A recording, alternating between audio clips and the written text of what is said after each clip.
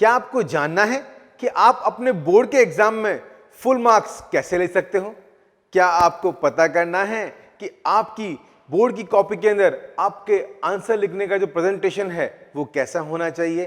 क्या आपको यह जानना है कि एग्जामिनर कैसे आपकी कॉपी को देखकर आपको फुल मार्क्स दे देगा? क्या आपको जानना है कि ऐसे कौन से तरीके होते हैं जिनसे हम अपना प्रेजेंटेशन बेटर कर सकते हैं अपने एग्जामिनेशन के अंदर? सो हियर वी आर, हम आपके लिए लेकर आए हैं यहां पर पेपर प्रेजेंटेशन टिप। ठीक है, तो कुछ इंपॉर्टेंट टिप्स हैं जो आपके एग्जामिनेशन की ड्यूरेशन में जब आप पेपर देने जाते हैं तो उस टाइम आपको ये प्रेजेंटेशन टिप्स हेल्प करेंगे आपके पेपर की क्वालिटी को इंप्रूव करने में। Quality in the means, quality की अगर हम बात करें तो क्वालिटी से मेरा मतलब यहां पर यह है कि जब आप अपने बोर्ड एग्जाम में आंसर लिखेंगे, जब उसको प्रेजेंटेशन कॉपी में करेंगे तो वो नीट एंड क्लीन होना चाहिए। होता क्या है, जब भी एग्जामिनर काफी सारी कॉपीज को चेक करता है तो उसमें वो देखता है कि पहले तो कि बच्चे ने लिखा क्या है, और लिखा है तो किस वे के अंदर लिखा है, नीट और क्लीन है या नहीं है। अगर सपोज कीजिए मैं आपको कोई कॉपी चेक करने के लिए दे दूं, एक कॉपी ऐसी जिसमें बहुत सारे कट्स हैं, सब कुछ है, उसने सब कुछ गंदा कर रखा है, तो क्या वो कॉपी आपको अच्छा लगेगी? नहीं लगेगी। क्यों? आपने आंसर सही दिए हैं, हर एक पॉइंट बिल्कुल सही है, लेकिन वो क्या है, आपके सामने जो उसका प्रेजेंटेशन है वो बिल्कुल भी अच्छा नहीं है। तो यहाँ पे हर एक चीज किस पे मैटर करती है? प्रेजेंटेशन पे मैटर करती है। तो ठीक है, तो इस वीडियो को आप शुरू से लेकर एंड तक देखिएगा। यहाँ पे कुछ इंपॉर्टेंट पॉइंट्स हैं जिनके बारे में हम डिस्कस करेंगे, जो आपके बोर्ड एग्जामिनेशन में जो प्रेजेंटेशन है उसको और स्ट्रॉन्ग कर देंगे और आप अपने मार्क्स को फुल ले पाएंगे। ठीक है बच्चों, चलिए। Now first of all, you should always right neat and clean, यानी कि जो आपकी हैंड राइटिंग है वो एकदम क्लियर होनी चाहिए। ठीक है, ऐसे मैं ये नहीं कहता कि आप मोतियों की तरह पिरो पिरो कर लिखें, नहीं, क्योंकि वो टाइम टेकिंग प्रोसेस हो जाता है। आपके पास जो गिवन टाइम है उसी के अंदर आपको इस पैरामीटर को सेट करना है कि आपको कितना क्लीन लिखना है, किस तरह से लिखना है। तो आपकी जो हैंड राइटिंग है वो नीट एंड क्लीन होनी चाहिए, जो उसमें वर्ड्स हैं वो क्लियरली विजिबल होने चाहिए, ताकि एग्जामिनर एक सिंगल लाइन को भी अगर वो पढ़ रहा है तो वो उसे अच्छे से समझ में आ जाए। ठीक है, कोई भी जो वर्ड्स होते हैं आपके, फॉर एग्जांपल मैं बात करूं, अगर आप एन लिख रहे हैं तो एन को आपको एक्स की तरह नहीं लिखना है। अगर आप एफ लिख रहे हैं तो प्रॉपर एफ ही विजिबल होना चाहिए। अगर आप डी लिख रहे हैं तो वो डी की तरह विजिबल होना चाहिए, ना कि वो एल की तरह विजिबल होना चाहिए। तो यहां पे आपको जो वर्ड्स आप लिख रहे हैं उन वर्ड्स का आपको क्लियर विजन होना बहुत जरूरी है। ठीक है, नेक्स्ट अगर हम बात करें यहां पर, don't make cuts again and again. अगर आपसे कहीं कोई मिस्टेक हो गई है इन ड्यूरिंग एग्जामिनेशन के, आप क्वेश्चन का आंसर दे रहे हैं तो कभी ना कभी कोई मिस्टेक हो जाती है, उससे कोई बड़ी बात नहीं है, लेकिन यह है कि ज्यादा जो कट्स हैं वो नहीं होने चाहिए। अगर आपसे कहीं मिस्टेक हुई है तो आप उसको इस तरह से क्रॉस ना करें, सिर्फ एक सिंगल कट लगा के अपने क्वेश्चन को, जो आंसर आप दे रहे हैं उससे आगे कंटिन्यू करें।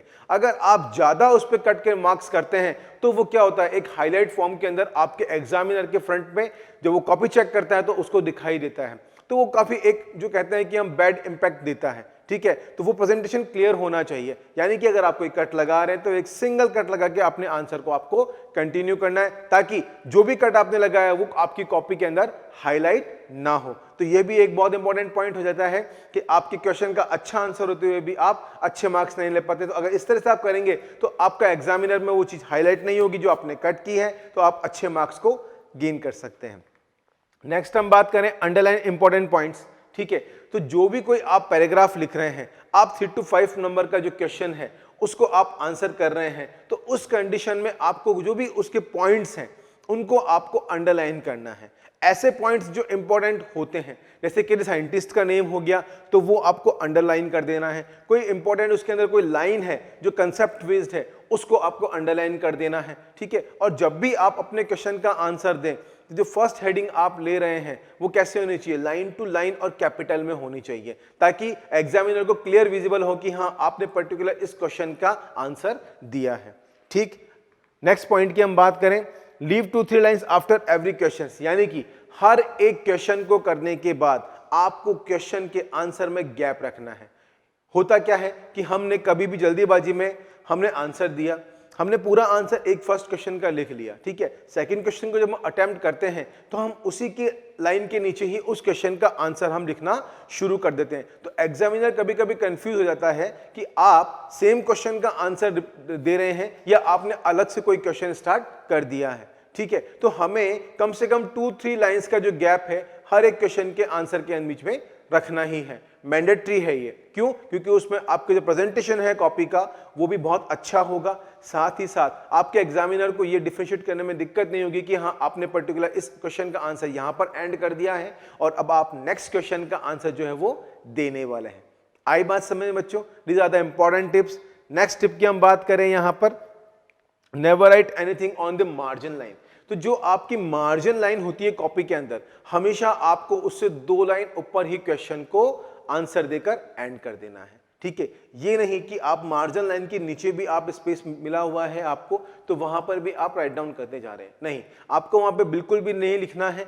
क्यों? क्योंकि वो जो स्पेस है आपका वो आपका एक्स्ट्रा स्पेस होता है, तो आपको उसको यूज नहीं करना है। आपको 2 लाइन छोड़ के अपने आंसर को कंप्लीट कर देना है, फिर नेक्स्ट पेज से आप उसको कंटिन्यू कर सकते हैं, ठीक है। और होता है कि कभी भी अगर ऐसा कोई बात है कि आपकी जो कॉपी है उसके अंदर आपने आंसर दिया, ठीक, तो आपका आंसर हाफ पैराग्राफ में कंप्लीट हुआ और वो पेज ओवर हो गया, तो आपको क्या लिखना है उसमें पीटीओ मार्क कर देना है ताकि इसका जो आंसर है वो अगले पेज पर है। तो उससे भी एग्जामिनर को एक बहुत अच्छा आइडिया लग जाता है कि हाँ बच्चे ने यहीं पे आंसर कंप्लीट नहीं किया है, इसका और जो रेस्ट ऑफ आंसर है वो उसने आगे के पेज पे कवर अप किया है, ठीक है। तो आप ये भी मार्क कर सकते हैं। ओके, नाउ नेक्स्ट अगर हम बात करें डायग्राम, अगर बायो का पेपर आप दे रहे हैं तो डायग्राम जितने भी होने चाहिए वो कैसे होने चाहिए? डायग्राम आपके क्लीन होने चाहिए, विजिबिलिटी उनकी क्लियर होनी चाहिए। नीट से मतलब यह है हमारा कि नीट एंड क्लीन होना चाहिए, ठीक। रीजन ये है कि अगर डायग्राम अच्छा होगा तो डायग्राम बेस्ड क्वेश्चन पे टीचर जो है आपको फुल मार्क्स देते हैं, वो कहीं भी आपका एक सिंगल मार्क जो है वो डिडक्ट नहीं कर सकते हैं, ठीक है। डायग्राम बेस्ड क्वेश्चन की यही क्वालिटी होती है और उनकी जो नेमिंग है वो बिल्कुल वेल मार्क्ड होनी चाहिए। कोई भी डायग्राम आपने बनाया है तो आप स्केल को लेकर उसकी जो मार्किंग है वो बिल्कुल मार्जिन में लेकर आप कर सकते हैं। पता है जब आप बिल्कुल मार्जिन से एक सटीक बिल्कुल लाइन टू लाइन आप उसका जब आंसर करते हैं, उसको मार्किंग देते हैं, आप जब नेमिंग करते हैं किसी डायग्राम की तो वो बहुत ही देखने में अट्रैक्टिव होती है। और कभी भी जब आप मार्किंग करें तो आप हो सके तो जो मार्क कर रहे हैं उनको कैपिटल लेटर्स में लिखने की कोशिश करें, तो वो जो मार्किंग होगी वो अट्रैक्टिव भी होगी और जो डायग्राम होगा वो अपने आप में एक उभर के आ जाएगा। So this is get a full marks in your examination on the diagram based questions. Clear बच्चों? तो ये थे कुछ इंपॉर्टेंट टिप्स जो आपको एग्जामिनेशन में आपके फुल मार्क्स दिला सकते हैं पेपर प्रेजेंटेशन के रूप में।